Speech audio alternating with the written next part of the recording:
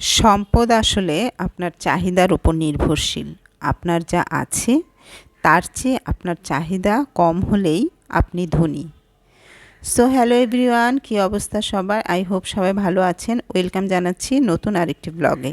তো আজকের ব্লগে থাকবে হচ্ছে ঘর দুয়ার গোছানো, রান্না বাড়া, বিকালের নাস্তা। তো এগুলাই থাকবে। আমি প্রতিদিনে যা কাজকর্ম করি সেগুলোই আসলে ব্লগে দেখানোর চেষ্টা করি। সো এই তো দুপুরে রান্নার জন্য আমি চলে গেলাম রান্নাঘরে। দেন ডাল ধুয়ে নিলাম, ডাল বসাই দিব। সেটা ঘন ডাল রান্না করব। তারপরে সবজিগুলোও কেটে নিচ্ছি এক এক করে। তো বরবটি কেটেছি, এখানে ছোট মাছ চচ্চড়ি করব। ছোট মাছের জন্য আলু কেটেছি, সাথে একটা দুটা পটলও দিয়েছি। তো যাই হোক, ডালটা আমার হয়ে গেল। এখন আমি এটাকে বাগার দেব। কড়াইতে সরিষার তেল দিয়ে দিলাম, সাথে পেঁয়াজ কুচি, রসুন কুচি, দেন একটু জিরা, আস্ত জিরা ফোড়ন। তো এটা ডালটা আমি বাগার দিচ্ছি। আর একটু ভয় পেয়ে গিয়েছিলাম, তেল ছিটে আসছিল। যাই হোক, তো এই তো আমার ডালটা হয়ে গিয়েছে।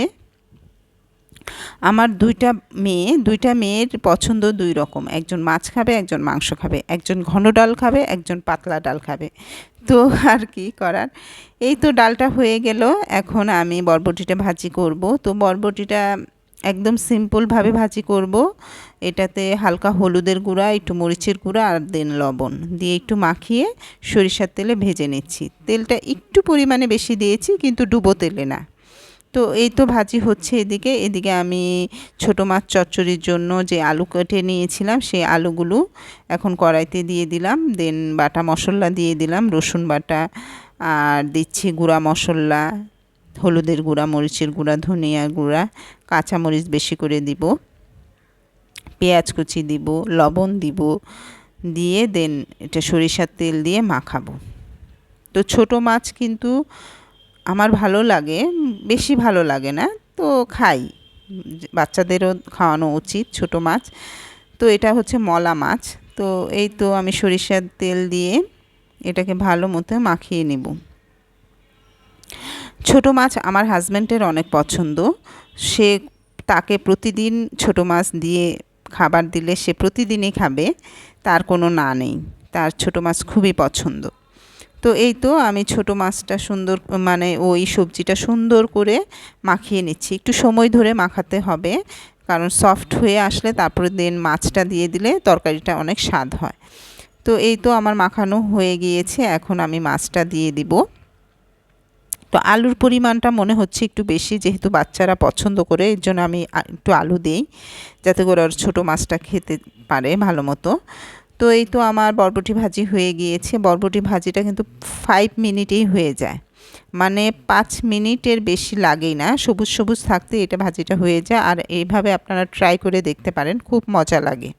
তো আমি সাধারণত অন্যরকম যে বরবটির তরকারি বা যাই হোক ঝোল তরকারি ওটা খেতে পারি না, আমি এইভাবে ভাজি করে খাই।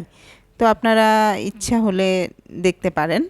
তো এই তো আমি ছোটো মাছটাও চুলায় দিয়ে দিলাম, ফাঁকে ঘরের কাজকর্ম কিছু করছি।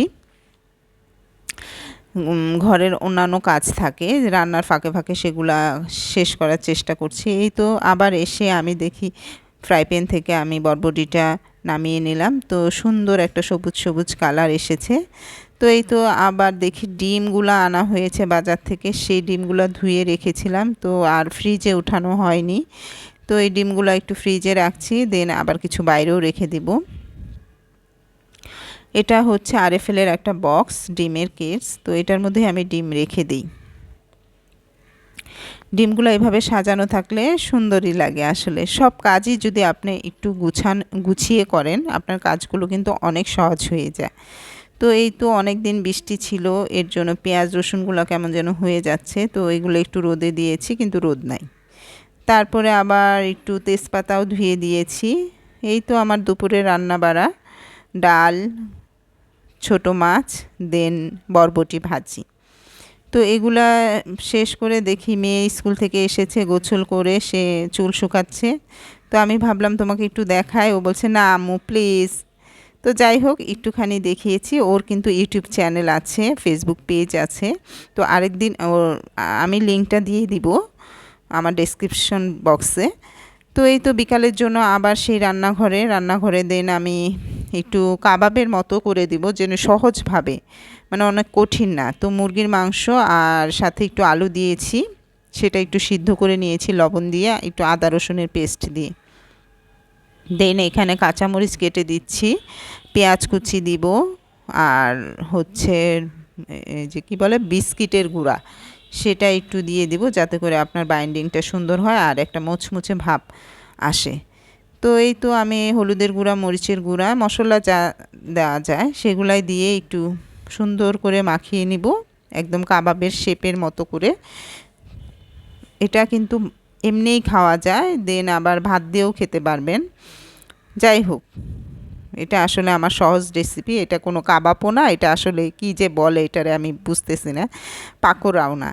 তো যাই হোক, এই তো অল্প তেলে আমি এটাকে ভেজে নেব। ছোট মেয়ে দেখি আবার একটা রুটির বান নিয়েছে, তো এটাতে আবার ও বার্গার সিস্টেম করে খাবে। তো যাই হোক, এখানে টমেটো সস, গার্লিক সস দিয়ে এটাকে একটু পরিবেশন করছে। তো এই তো গার্লিক সসটা আমার নিজের হাতের বানানো, তো আরেকদিন এটা রেসিপি শেয়ার করব। দেন কাবাবগুলো দিয়ে দিচ্ছে ভিতরে, তারপরে এটাকে সুন্দরভাবে ডেকোরেশন করবে। তো বাচ্চারা আসলে এই সব খাবার খেতে খুবই পছন্দ করে। তো ঘরে যদি আপনারা বানিয়ে নিতে পারেন সিম্পলভাবে, তো কিন্তু তো এই তো একটি হেলদি বার্গার হয়ে গিয়েছে। যাই হোক, মেয়েটা সুন্দর করে এটাকে ডেকোরেট করছে আর এখন খাবে সে। ওদের এগুলো দেখে আমার খুব ভালো লাগে আসলে।